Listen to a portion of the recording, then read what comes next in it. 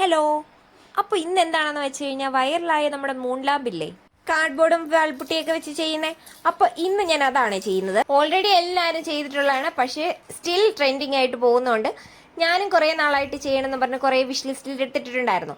അപ്പോൾ വിഷ് ലിസ്റ്റിൽ എടുത്തതെല്ലാം ഇപ്പം ഞാൻ ചെയ്ത് തീർക്കുന്നുണ്ട്. അതിൻ്റെ കൂട്ടത്തിൽ ഇതുകൂടി ചെയ്യാമെന്ന് വെച്ചിട്ടുണ്ട്. ചെയ്തു വന്നപ്പോൾ എനിക്ക് തോന്നിയത് നമ്മുടെ മൂൺ ലാമ്പില്ലേ, അതായത് ബലൂണിൽ ചെയ്തത്, ആ മൂൺ ലാമ്പിനെയും കാട്ടി കുറച്ചുകൂടി ഈസി ആയിട്ട് ചെയ്ത് തീർക്കാൻ പറ്റുന്നത് ഇതാണെന്നാണ് എനിക്ക് തോന്നിയേ.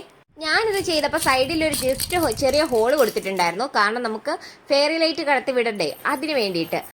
പിന്നെ ടെക്സ്ചർ ചെയ്യാൻ വേണ്ടിയിട്ട് ഞാൻ വാൾപുട്ടിയും ചോക്ക് പൗഡർ കൂടി ചേർത്തിട്ടാണ് ഒരു മിക്സ് ഉണ്ടാക്കിയിട്ടുള്ളത്.